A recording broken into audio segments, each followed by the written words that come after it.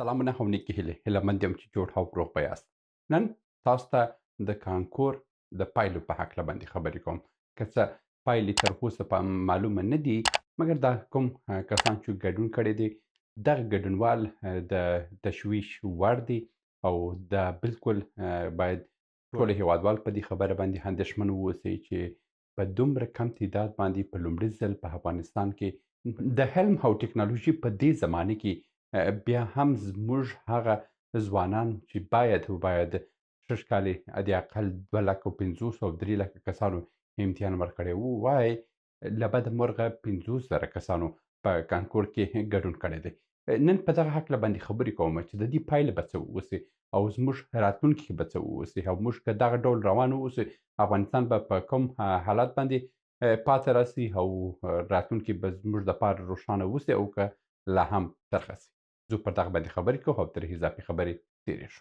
تر هر څه وړاندې موږ باید د څو کلونو د کانکور ګډونوال وګورو چې په 1999 کال کې 1,90,000 کسانو په کانکور کې ګډون کړی وي او په 14 کال کې 1,09,000 کسانو هم ګډون کړی دی چې دا د هغه تیر کال په پرتله باندې کموالی ښودل. دا خپله هم یو تشویش و چې هغه وخت کې افغانستان کې جنګونه وه او وژلو قتل و قتال ډېر و، زیاتره کسان د زړه نه ښه کولو چې دوی کانکور کې ګډون وکړي.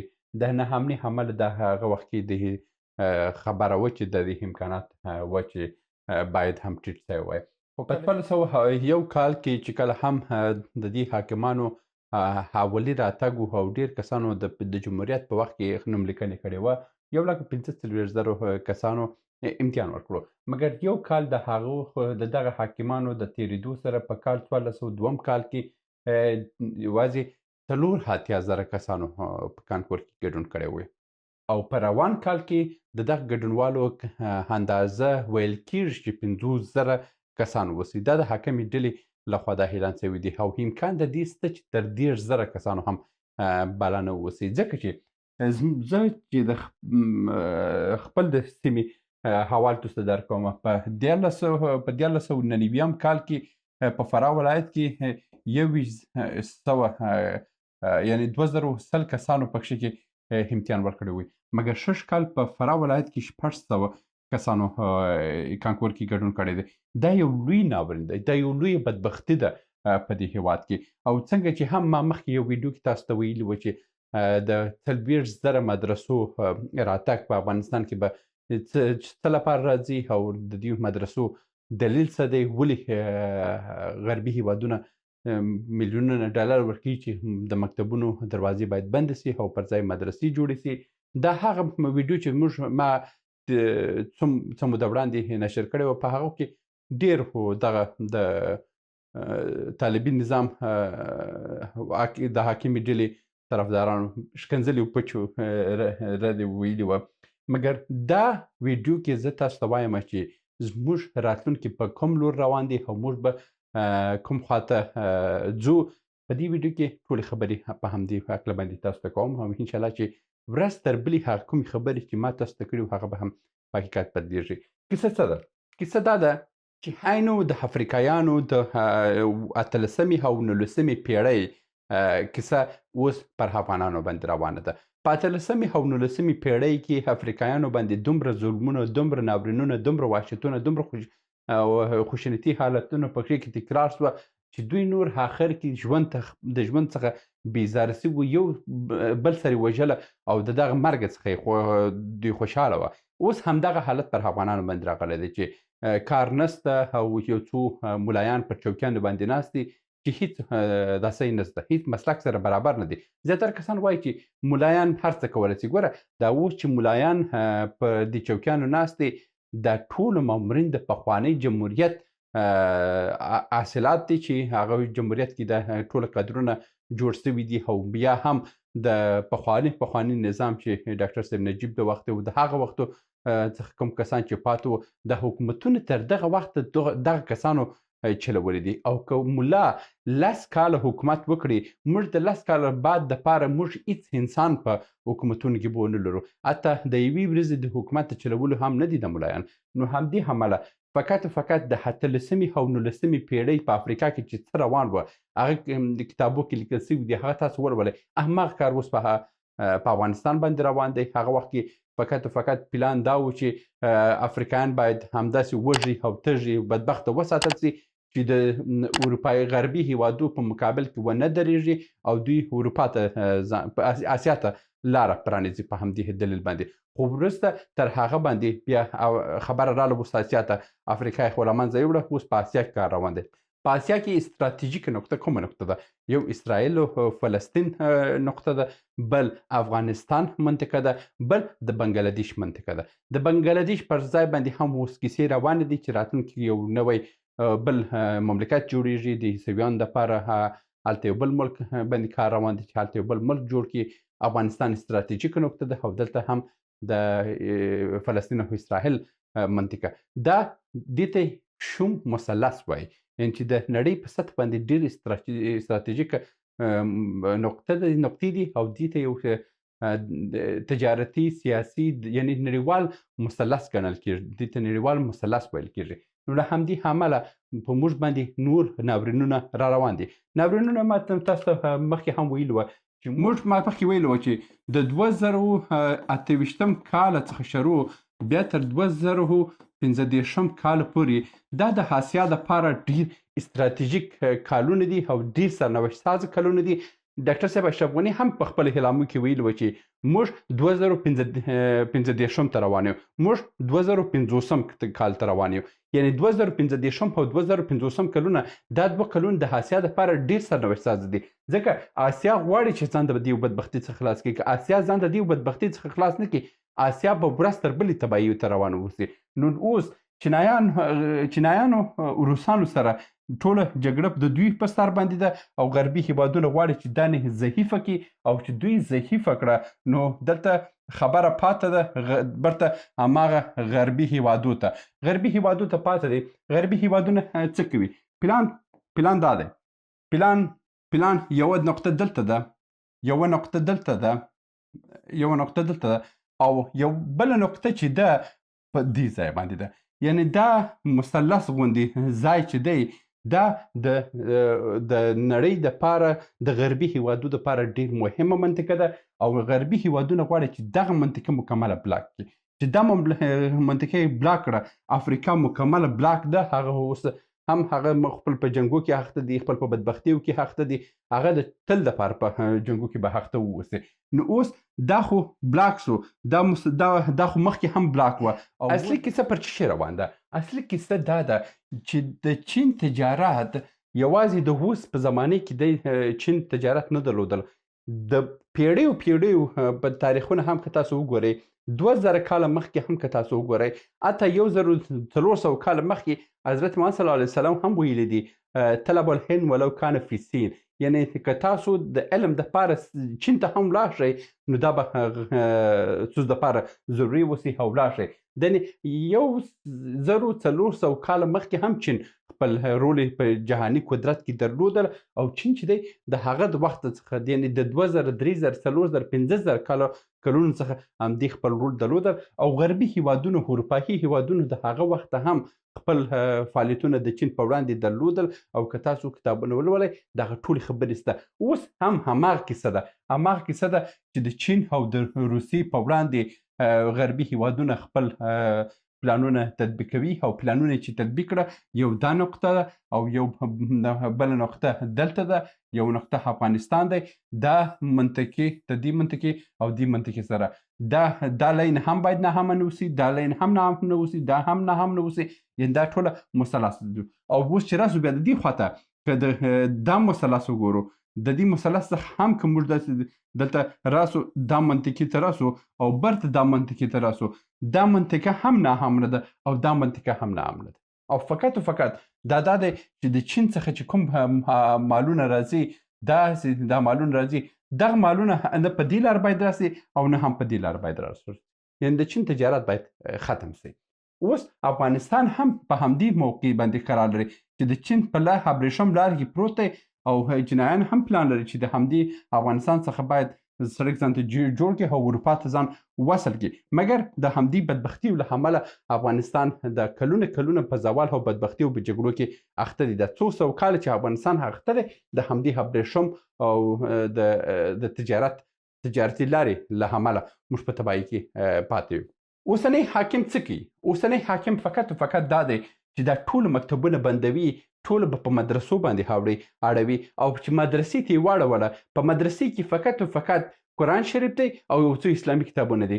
نه به تاته تاریخ درس درکول کېږي، نه به جغرافیه چې ته به د سیمې وپېژنې. ته ورځې ملا ته وایي، یعنې هغه مصاحبه وګوره، ملا ته وایي ته په نقشې کې افغانستان پیدا کړه. دی افغانستان نه پېژني په نقشې کې چې دی په افغانستان ونه پېژني. دی ملا ته فقط هماغه ځای کې هغه دا څه ته ولو چوپان ته ویلو د مځکې مرکز کوم ځای دی؟ ول دغه زما تر کونه لاندې چې دی همدغه د مځکې مرکز دی. نو اوس هم ملا ته فقط په همدغه ځای کې چې ناست دی د خپل څلور وړشت کور پېژني، بل هېڅ ځای هم نه پېژني. ځکه چې په اسلامي کتابو کې نور داسې شی نشته چې دی باید جهان وپېژني، دی باید غربي هېوادونه وپېژني، دی باید سیاست وپېژني، دی باید اقتصاد وپېژني، دی باید سیالي وپېژني، دی باید نظام وپېژني. دی فقط ټوپک واخله، ډز ویوله، ډز پټې که خلاص. دا خبره ده. نو اوس ملا چې غواړي د مکتبونه ټوله په مدرسو باندې بدل کړي، همدغه یې پلان دی چې فقط روباټونه جوړ کړي، د مغز ځینې راوباسي او پر ځای باندې هماغه د غربي هېوادو چټلیانې پکښې په سر کې کړي او فقط ملا اوسي، هغه چار اطراف د کور اوسي، دلته دی ناست اوسي او نه به د دنیا خبر اوسي، نه به د نقشې خبر اوسي، نه به د خپل هېواد خبر اوسي. فقط دومره خبر اوسي چې افغانستان زما کور دی او زه خپل سر په باندې ورکوم. نو ته خپل سر په څه شي ورکوي چې نه به د دنیا په سیاست باندې خبرې. همدا اوس هم دغه روباټونه چې دي د ملایان چې د مدرسو څخه جوړ شوي دي، دا یو هم په سیاست باندې نه پوهېږي، د هېڅ بدبختي باندې نه پوهېږي. فقط همدغه د چشکنځلو ته جوړ دي، بې ځایه او بې معنا خبرو ته جوړ دي او موږ په دنیا کې غیرتي خلک یو، موږ داسې کوو. تاسو هېڅ نشئ کولی. هغه اوس په خیرات باندې ناست یاست، ولاړ سئ ځان ته کارخانې جوړه کړه، ولاړ سه ځان د غربي هېوادو د غلامي او اقتصادي غلامي څخه ځان خلاص کړه. وګوره د استقلال او خپلواکي ویډیو که تاسو لیدل نه اوس، زه به تاسو ته دلته پرېږدم په چینل کې هم سته وګورئ. استقلال او خپلواکي دا نه ده چې یوازې یو خارجي ستا په کور کې او ستا په هېواد کې نه واوسي. ته باید د خارجي مفتي پیسې هم خپل هېواد ته پرې نه ږدي. ته باید د خارجي یعنې د پاکستان د خولې بې ځایه خبرې به هم ته باید بنده کړي. وګوره سیاسي خپلواکي ده، اقتصادي خپلواکي ده، نظامي خپلواکي ده او ټکنالوژیکي خپلواکي ده، علمي خپلواکي ده. دا خپلواکي یوازې دا نه ده چې ستا په هېواد کې همدا اوس ستا په هېواد کې دی نشته، مګر د پیسو په بدل کې یو څو ستا مشرانې رانیولي دي او هغه پر تا باندې کار کوي. نو هماغه امریکایي دی، فقط دا ژوره لري او د هماغه امریکایي په امر چلیږي او وطن همدغه د دوی تر کنټرول لاندې دی. اوس د 3 کلونو په راتګ سره زه تاته وایم چې د 1,90,000 کسانو څخه چې په کانکور کې ګډون کړی وی، اوس راغلی خبره چې شي ته 50,000 ته راغلی. 50,000 یعنې دا که 100,000 هم وای بیا هم یعنې 50% باندې راتله. 50% یعنې 15 سلنه کمش راغلی د کانکور په ازموینه کې. په دې په ځای چې باید 3 لکه ته دا خبره تللی وای، 3 لکو ته باید خبره تللی وای، مګر دا راغلی د 15% زموږ د کانکور کې شمولیتونه او ګډونوال کم سوي دي. او که دغه مدرسې که دغه حالتونه بند نه سوه په دې وطن کې، دا زه تاته په اطمینان سره وایم په 2028 کلون دپاره تر 2015 کلون دپاره دلته د دې کلون دپاره دغه ټوله ملت به رواني واوسي، دا ټوله ملت به انتحاریان واوسي، دغه ټوله ملت به بس دې ته اماده واوسي چې وروره د دې مرګ د دې ژوند زه په مرګ باندې خوشحاله یم، ځم چې هر ټوپک راکړه زه دلته هم ځان وژنم، هر ځای وغواړي ځان وژنم.